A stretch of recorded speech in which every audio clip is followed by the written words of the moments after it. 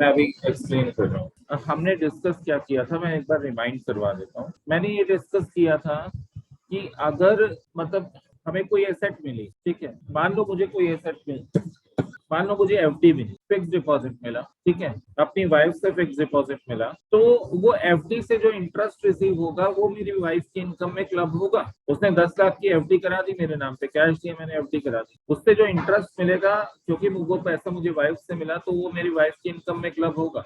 लेकिन उस इंटरेस्ट से मैंने कोई नई एसेट एक्वायर कर ली, new asset, that is reinvestment, ठीक है, उससे जो पैसा दिया उससे एफडी हुई और एफडी से जो इंटरेस्ट मिला उससे मैंने कोई न्यू एफडी करा दी। अब जो न्यू एफडी कराई है उस पर जो इंटरेस्ट मिलेगा वो क्लब नहीं। ये पॉइंट डिस्कस डन। ओके बच्चों नेक्स्ट केस देखो एग्जांपल दिया, mister X has gifted ₹5 lakh to missus X on 1 April 2021। She invested it in the proprietary business. बच्चों सारे एग्जांपल्स आपको ऐसे लगेंगे कि आपको पता है, ठीक है ना। 5 लाख रुपए का गिफ्ट मिला, उसने उसे अपने बिजनेस में इन्वेस्ट कर दिया on the same date, profit हुआ 2 लाख। इन दिस केस बच्चों 2 लाख रुपए से उसने 5 लाख से उसने बिजनेस शुरू कर लिया। क्या कोई ओपनिंग कैपिटल थी उसकी या खुद की कोई इन्वेस्टमेंट है? नहीं है। तो जो भी बिजनेस इनकम हो रही है वो गिफ्ट के अगेंस्ट हो रही है। जो भी बिजनेस इनकम हो रही है किससे हो रही है? गिफ्ट से हो रही है। ना कोई ओपनिंग कैपिटल है, ना मिसेज एक्स की खुद की कोई इन्वेस्टमेंट है, पूरा पैसा गिफ्ट वाला लगा है, तो एंटायर इनकम क्या हो जाएगी उसकी? क्लब हो जाएगी बच्चों। लेकिन अगर ओपनिंग कैपिटल गिवन होती फिर प्रोपोर्शनेट करना पड़ता, या मिसेज एक्स की खुद की भी कोई इन्वेस्टमेंट गिवन होती तो प्रोपोर्शनेट बेसिस पे क्लबिंग होती। लेकिन ये सारा पैसा ही मिस्टर एक्स के गिफ्ट से है तो पूरी इनकम क्लब हो जाएगी। कंसेप्ट क्लियर है बच्चों? यस बच्चों, सिर भी हिला सकते हो, नोडिंग बोलते हैं ना, क्या कहते हैं। क्लियर है सबको? डन। I'm assuming. अच्छा नेक्स्ट केस देख, mister X has one business, missus X has one business on 1 April 2021। बच्चों अब यहाँ पर ओपनिंग कैपिटल है, पहले से उसका एग्जिस्टिंग बिजनेस है। वीडियो कनेक्ट कर लो। यस बच्चों, तो मिसेज एक्स का ऑलरेडी बिजनेस है, 5 लाख की उसकी कैपिटल भी है, फिर मिस्टर एक्स ने 5 लाख और दिए, मिसेज एक्स ने उस पैसे को भी बिजनेस में लगा दिया। अच्छा बिजनेस में टोटल कैपिटल कितनी हो गई? यस बच्चों, टोटल कैपिटल कितनी हो गई? 10 लाख। गौरव तुम्हारी आवाज पहुंच नहीं पाती हम तक, पता नहीं है। 10 लाख रुपीज। ओके फाइन, तो टोटल कैपिटल बच्चों 10 लाख हो गई। अब प्रॉफिट देखो जरा बच्चों, आप लोग ट्राई करो ये दोनों केसेस, मुझे लगता है आपके लिए इजी है। बच्चों ने आंसर देने भी शुरू कर दिए। सर मैं कह रहा था कि सेकंड वाले क्वेश्चन में तो 1 लाख रुपीज की क्लबिंग होगी प्रोपोर्शनेट अमाउंट, और थर्ड वाले में क्लबिंग नहीं होगी क्योंकि उसने ड्यूरिंग द ईयर इन्वेस्ट किया, मतलब गिफ्ट दिया था। फाइन, तो एक बार मैं डिस्कस कर लेता हूँ। देखो क्या लिखा है, missus X has one business, opening capital 5 lakh, investment mister X ने जो गिफ्ट किया उसके थ्रू इन्वेस्टमेंट, ये 5 लाख तो क्लबिंग वाला हो जाएगा, जिसके अगेंस्ट जो इनकम होगी वो क्लब होगी।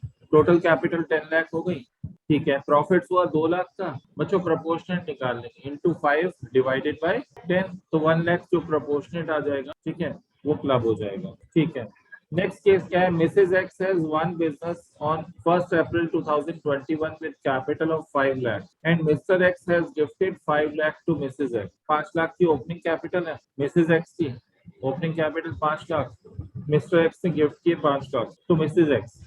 अच्छा ये 20 अप्रैल 2021 को दी, ठीक है। And she invested in proprietary business on the same day, there were profits of 2 lakh. In this case, income from business shall not be clubbed in the income of Mr. X because amount was transferred in business after first day of previous year. Point clear है? मतलब क्या conclusion क्या निकला बच्चों? Date यहाँ पर important. अगर तो ये कंट्रीब्यूशन हो जाता, ट्रांसफर हो जाता बिगिनिंग ऑफ द ईयर तो क्लब हो जाती, लेकिन अगर ये 1 अप्रैल को ट्रांसफर नहीं हो रहा, लेटर डेट पे हो रहा है, तो फिर क्या होगा? उस ईयर की इनकम क्लब नहीं होगी। देखते हैं जरा केस को एक बार। बच्चों यहाँ पर सिर्फ डेट की वजह से ही क्लबिंग नहीं हो रही, इनकम चाहे पूरे ईयर की है तब भी सिर्फ डेट की वजह से क्लबिंग नहीं हो रही। बच्चों एग्जामिनेशन क्वेश्चन देखें, इलस्ट्रेशन नंबर 2 आप लोग खुद कर लोगे मेरे हिसाब से। कुछ एग्जामिनेशन क्वेश्चन देख लेते हैं बच्चों। एक क्वेश्चन देखो, ध्यान दे रहे हैं। मिस्टर एक्स का बिजनेस पुराना है, स्टार्टिंग कैपिटल थी 5 लाख की, लॉस हो गया उन्हें 2021। बच्चों लॉस होने का इफेक्ट क्या हुआ? कैपिटल रिड्यूस हो गई, कैपिटल 5 लाख की जगह कितनी रह गई?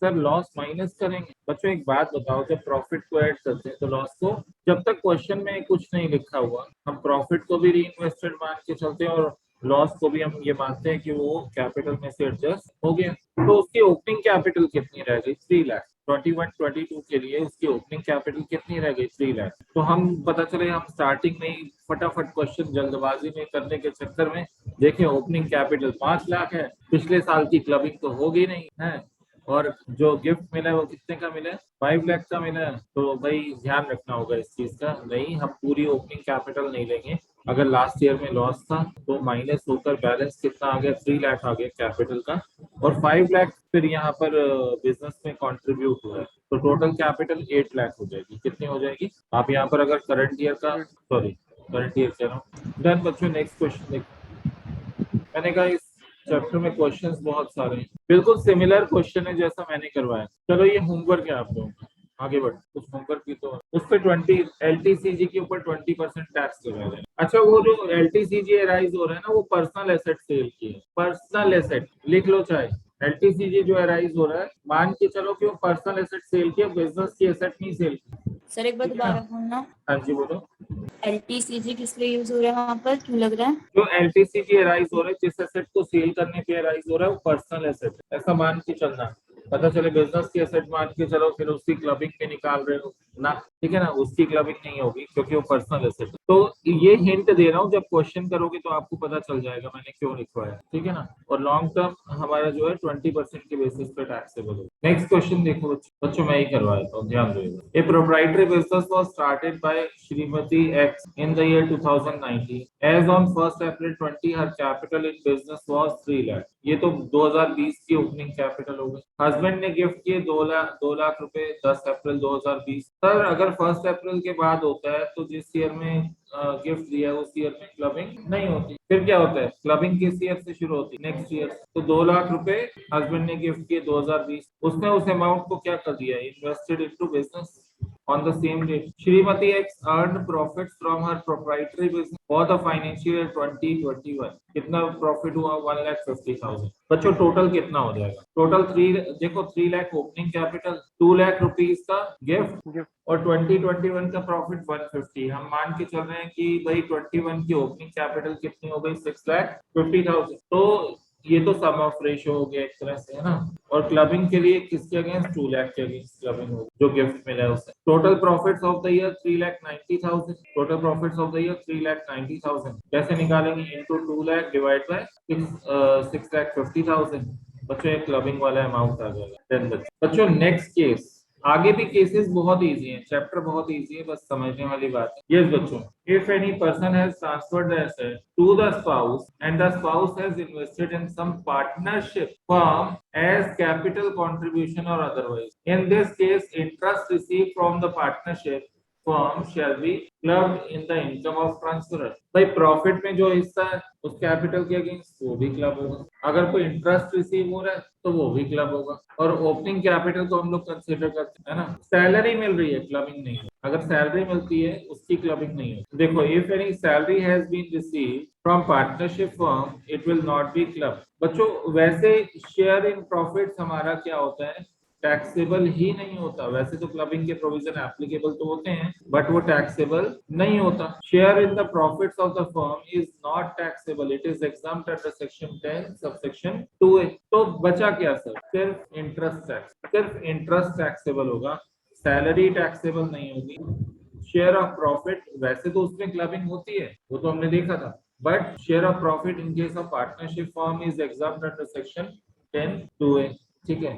तो वो भी टैक्सेबल नहीं है, सिर्फ इंटरेस्ट ही टैक्सेबल है। हाँ जी।